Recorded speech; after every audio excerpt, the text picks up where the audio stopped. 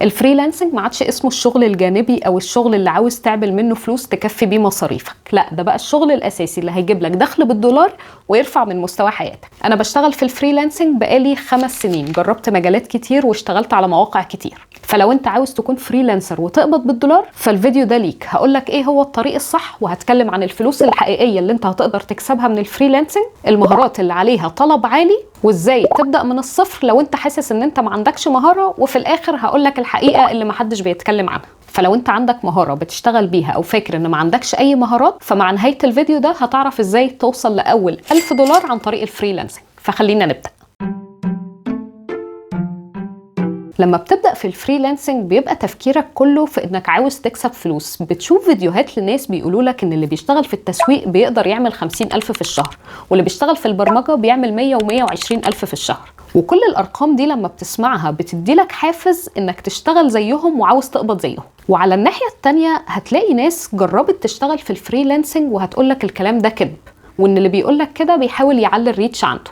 طيب مين فيهم بيكذب؟ لو عاوز الصراحة الاتنين بيقولوا الحقيقة، وده هتفهمه اكتر مع الفيديو. دلوقتي الفريلانسنج متقسم 5 مراحل، انا عديت بيهم كلهم من البدايات واللي هي اصعب حاجة لحد المراحل الاخيرة واللي هي الخبرة. مع العلم انك مش شرط تبدأ من المراحل الاولى وتعاني في البدايات زي، لا انا هقولك ازاي تتجنب ده. المرحلة الأولى ودي أصعبه، اللي بيشتغل فيها بيكون هاوي، حد سمع عن الفريلانسنج وإنه بيجي منه فلوس كويسة فقال يجرب ويقلب رزقه. الفلوس اللي بتيجي في المرحلة دي بتبقى من 50 ل 100 دولار في الشهر، أوقات أقل أوقات أزيد. المواقع اللي بتشتغل عليها بتبقى من أول جروبات الفيسبوك ومواقع محلية زي مستقل وخمسات الحريفة، في مواقع عربية تانية بس دول أشهرهم. المشاريع اللي بتشتغل فيها في المرحلة دي ما بتكونش مرتبطة بمهارة معينة، هي مرتبطة بحاجة انت تعرف تعملها وسهلة بالنسبة لك ولا لا. يعني انا مثلا اول شغل ليا كان في مجال الترجمة الطبية، انا دكتورة بعرف في المصطلحات الطبية فليه لا، اكيد سهل. انت بقى ممكن تقابل حاجات زي حد عنده ورق مكتوب بالايد وعاوزك تكتبه في دوكيومنت على الكمبيوتر، او حد محتاجك ترد على المسجات والكومنتات لبيج. بعد كده بنيجي للمرحلة التانية اللي بيشتغل فيها بيكونوا مبتدئين بس عندهم مهارة معينة، يعني حد اتعلم الجرافيك ديزاين او الفيديو اديتنج بس لسه ما اشتغلش بيها. الفلوس اللي بتيجي منها من 100 ل 500 دولار في الشهر. المواقع اللي بتشتغل فيها بتبقى زي المواقع اللي فاتت وكمان جروبات الفيسبوك، وممكن تبدأ تجرب المواقع الأجنبية زي freelancer.com أو جرو أو بيبل براور. والمشاريع اللي انت بتشتغل فيها بتكون مشاريع بسيطة بس ليها علاقة بالمهارة بتاعتك. يعني لو انت فيديو اديتور بتعمل فيديوهات بسيطة لتيك توك وانستجرام، التعديل فيها بسيط، وبتشتغل مثلا مع صناع محتوى أو براندز مش مشهورين قوي على السوشيال ميديا. وممكن تسأل ايه اللي بيخلي المراحل اللي في البداية دي صعبة طالما الشغل فيها بسيط وسهل؟ هقولك ده بس لما نخلص باقي المراحل. بنيجي بعد كده للمرحلة الثالثة، هنا بقى بتبدأ تدوق حلاوة الفريلانسنج. اللي اشتغل فيها بيكونوا مبتدئين بس اشتغلوا قبل كده، دي المرحلة اللي بنسميها الشغل اللي على جنب. يعني اللي بيشتغل فيها في الأغلب بيكون شغال في شركة مثلا من 9 ل 5 وبدأ فريلانسنج عشان يزود دخله، والفلوس اللي بتيجي منها بتبقى من أول 500 ل 1000 دولار في الشهر، بس مش ثابت. يعني في شهر ممكن توصل ل 1000 دولار وفي شهور ما تاخدش فيها حاجة خالص. المواقع بقى اللي بتشتغل عليها بتبقى مواقع زي اللي فاتوا، ممكن منها الأجنبية وممكن تبدأ تعلى في المستوى شوية. يعني ممكن تشتغل على أبورك أو تشتغل على فايفر، وبتبدأ تعرف مواقع تانية خاصة بالمهارة بتاعتك انت بس. يعني لو انت مبرمج بتشتغل على مواقع ليها علاقة بالبرمجة بس. المشاريع بقى اللي انت بتشتغل فيها بتبقى مرتبطة بشكل كبير بالمهارة بتاعتك، بس دلوقتي انت عندك الخبرة. يعني لو انت فيديو اديتور فانت ما بقيتش تاخد 2 و3 في الفيديو، لا انت بقيت تخلصه في يوم واحد ويمكن اقل. بعد كده بنيجي للمرحلة الرابعة اللي بيشتغل فيها بيكون حد متخصص في جزء واحد من المجال. يعني الفيديو اديتور مثلا ما بقاش فيديو اديتور بشكل عام، لا هو بيشتغل على فيديوهات يوتيوب اللي خاصة بالتعليم او مجال الطب او مجال التكنولوجيا. الفلوس هنا بتبقى من 1000 ل 5000 دولار في الشهر، وهنا بيبدأ الاستقرار الحقيقي للفريلانسنج. المواقع اللي بتشتغل عليها ممكن تكون مكمل في المواقع اللي فاتت عادي، بس في مرحلة بقى بتبدأ فيها اسمها مرحلة النتوركينج. يعني حد يعرف حد قال له عليك، او عميل اشتغلت معاه قبل كده وحب ان هو يفضل معاك ويكمل معاك مثلا فول تايم او يفضل يجدد معاك كذا شهر، او ممكن يكون رشحك لناس تانية. يعني مش شرط ان كل العملاء اللي انت بتشتغل معاهم يجوا من المواقع اللي انت موجود عليها. وفي المرحلة دي هتلاقي ان انت بتعمل فلوس من الفريلانسنج اكتر من الشركة اللي انت شغال فيها من 9 ل 5، وبتبدأ تدخل في مرحلة انك قرفان من الشركة والشركة دي جاية عليك بخسارة فبتستقيل. وتركز طبعا في الفريلانسنج. في حاجة بقى لازم تعرفها، انك مش لازم تعدي بالمراحل الثلاثة الاولى. يعني انت ممكن اول ما تشتغل تقبض $5000، تبدأ بالمرحلة الرابعة على طول، وده هقولك تعمله ازاي في نهاية الفيديو. بعد كده بقى بتيجي المرحلة الخامسة، ودي مرحلة الخبير او الاستشاري. انت بقالك كتير في المجال، عرفت كتير واتعلمت اكتر، فبقى بجانب شغل الفريلانسنج او الشركات الاجنبيه اللي انت بتشتغل معاها، في شركات تانية بتكلمك عاوزه منك استشاره بس. وفي المرحله دي ممكن اصلا تبطل تشتغل بنفسك وتاسس لنفسك شركه. السقف هنا في الفلوس بيعلى جدا، انت ممكن تعمل ارقام ما كنتش متخيل انك تقدر تعملها، لان انت خلاص ما بقتش تتحاسب في شغلك على المجهود اللي انت بتقدمه، انت بتتحاسب على القيمه والفايده اللي انت بتقدمها. وعموما الفلوس بتختلف في المجالات، يعني مجالات مثلا زي الذكاء الاصطناعي فيها فلوس اكتر من مجالات الفيديو اديتنج، وده طبيعي لان الطلب على الذكاء الاصطناعي اعلى. اما بالنسبه للمواقع اللي بتشتغل عليها بقى، ففي المرحله دي انت ما بقتش تشتغل على مواقع، انت يا اما عندك صفحه لينكد ان معروفه او ويب سايت، الشركات هي اللي بتيجي تكلمك، او سواء انت عندك خلاص شركتك. طيب نرجع للصعوبة اللي هتقابلها في المراحل الأولى. الصعوبة دي بتيجي منين طالما الشغل اللي انت هتشتغله سهل وبسيط؟ المرحلة الأولى مثلا صعوبتها بتبدأ في ان الشغل فعلا سهل وبسيط وأي حد يقدر يعمله، فبتدخل نفسك في سباق عن مين يقدم أرخص سعر للشغل ده. في المرحلة التانية بقى انت بيكون عندك مهارة معينة بس لسه ما بنتش الخبرة، فبتبدأ تتعامل مع عملاء ممكن يكونوا مش واثقين فيك، مش عاوزين يشتغلوا مع حد يجرب فيه، بس عموما مع الوقت والاستمرارية هتلاقي شغل. المرحلة الثالثة بقى ودي اللي بيقع فيها ناس كتير، هي انك بتكون مبتدئ في الشغل بس اشتغلت مع كذا حد قبل كده، واللي اشتغلت معاهم دول اتبسطوا بشغلك، وانت كده بدأت تبني الخبرة، فبتقع في فخ الاوفر ايفالويشن. بتدي لنفسك قيمة أعلى من اللي انت تستحقها، بتبدأ تبص للفلوس اللي انت بتقبضها والفلوس اللي الناس اللي قاعدين في المرحلة الرابعة بيقبضوها، وبتبقى طبعا عاوز تقبض زيهم مع انك ما عندكش الخبرة الكافية.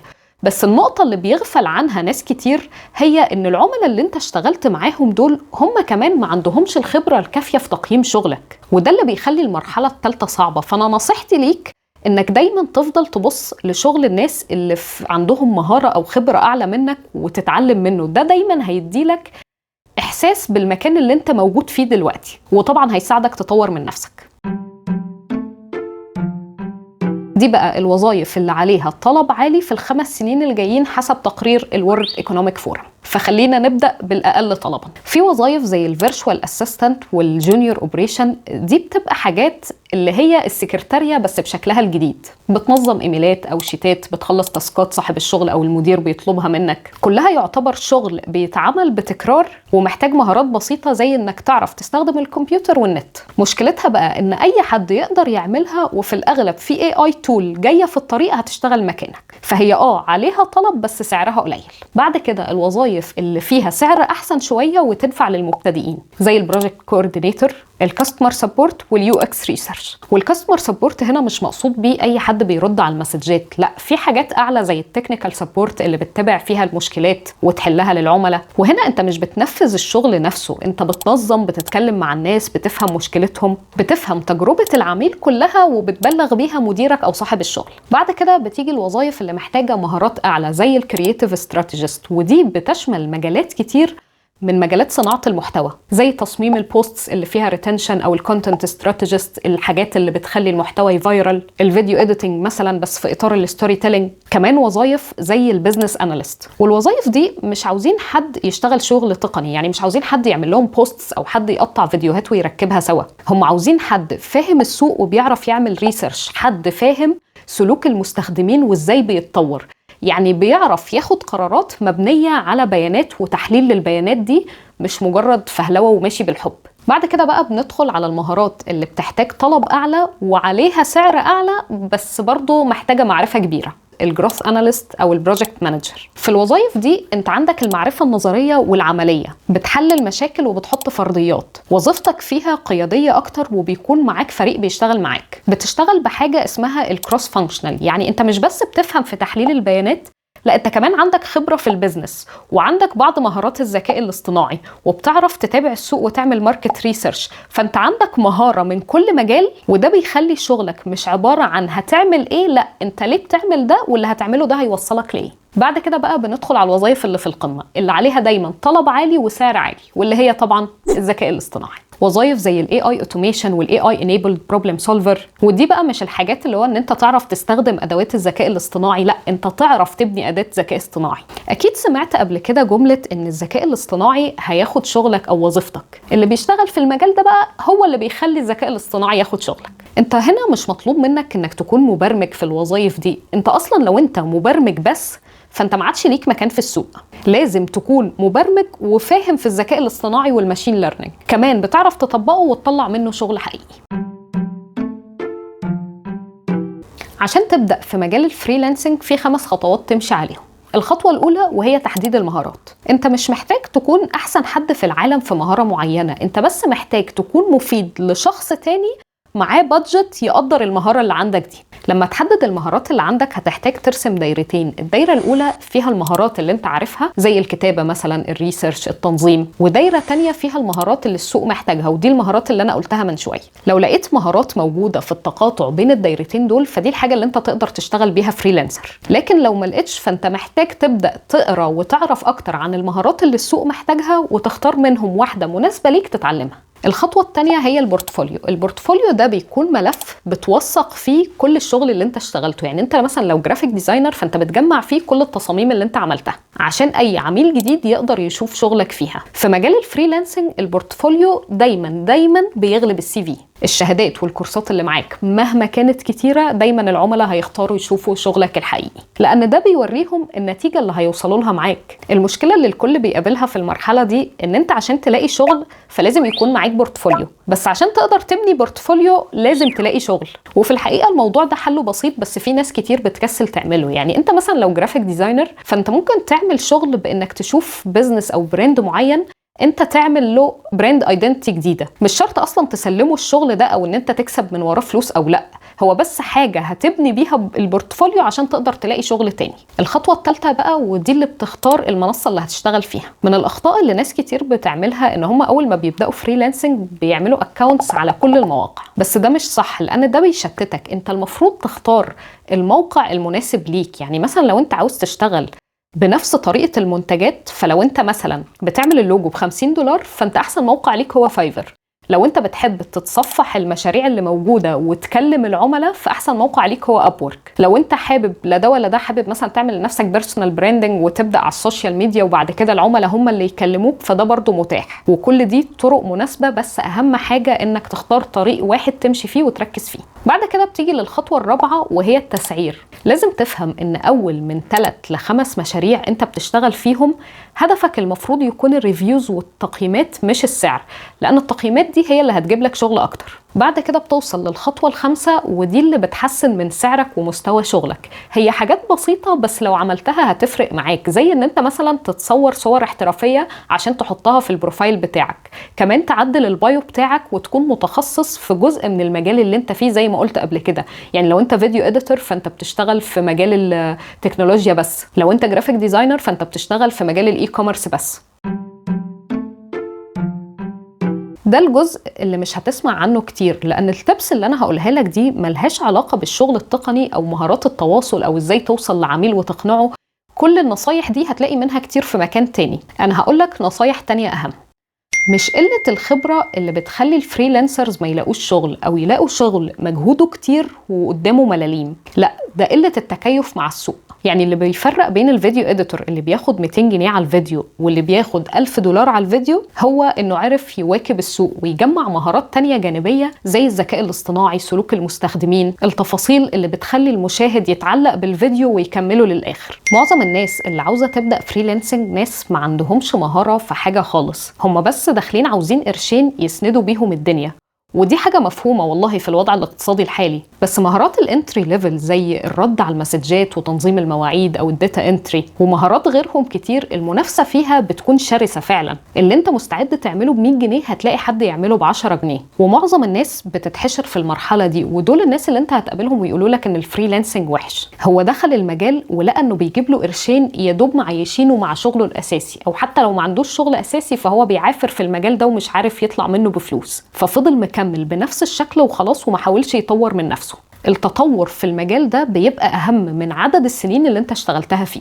زمان مجال الترجمة كان من المجالات اللي بيتعمل منها فلوس محترمة، ومع ندرة اللغات يعني الفرنساوي والألماني أعلى من الإنجليزي، الصيني والياباني أعلى وأعلى، والحساب فيها كان بالكلمة وبالصفحة، وفعلا بيتعمل منه فلوس كويسة. بس فجأة السوق كله اتغير والذكاء الاصطناعي قضى على المجال ده واللي شغالين فيه. طب انت هتعمل ايه لما يحصل تقلبات في السوق تقفل المهارة اللي انت بتشتغل فيها؟ لازم تحمي نفسك بمهارة مستدامة تشتغل بيها على المدى الطويل، وتكون يا اما مش هتتأثر بالتقلبات اللي بتحصل، او بتتطور مع الوقت وانت كمان بتتطور معاها. وكمان اساسي عشان تقدر تكمل فيها انها تكون بتجيب لك فلوس كويسة مش بتعيشك وخلاص. اختيار المهارات الاعلى في الطلب او السعر اللي انا قلتهم في نص الفيديو ده بيكون اختيار مش سهل، لان الناس اللي عاوزة تدخل مجال الفريلانسنج هم ناس عاوزين ياخدوا فلوس على طول، وده مش عيب يعني، طبعا كل واحد أدرى بظروفه. بس أنا نصيحتي إن لو أنت ظروفك تسمح لك بإنك بس تستنى شوية على العائد المادي وتستثمر في نفسك بإنك تتعلم مهارة جديدة تكون مطلوبة، حتى لو ده هياخد منك وقت أكتر ومجهود أكبر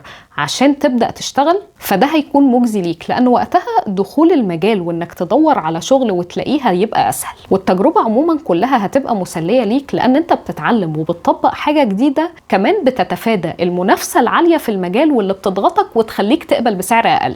مفيش أي عملة أجنبية هتقدر توصل لها من غير ما تقدر تتواصل باللغة الأجنبية دي، إلا لو أنت تاجر عملة، يعني ده موضوع تاني. يعني اللي لاحظته عند معظم الناس إن ضعف الإنجليش عندهم بيخليهم محشورين في سوق ضعيف، الفلوس فيه قليلة والعملاء فيه مرهقين، فاللغة من أساسيات الفريلانسنج. السوق عرض وطلب، ومع احترامي لقيمتك كإنسان بس ده يشملك انت كمان. قيمتك المادية في سوق العمل مرتبطة بالفايدة أو المعرفة أو التأثير اللي هتقدمه، وده اللي بيخلي وظائف زي عمال الأمن أو الدليفري أو الكاشير ياخدوا مرتبات أقل، لأن العرض فيها أكتر من الطلب. ورغم إن ده يبان ظلم، بس الرأسمالية هي اللي بتحكم. لو حسيت إن الفيديو ده مفيد ليك فممكن تحب تشوف فيديو إزاي تبقى غني بسرعة. يا رب أشوفكم الفيديو الجاي، يلا هتوحشوني.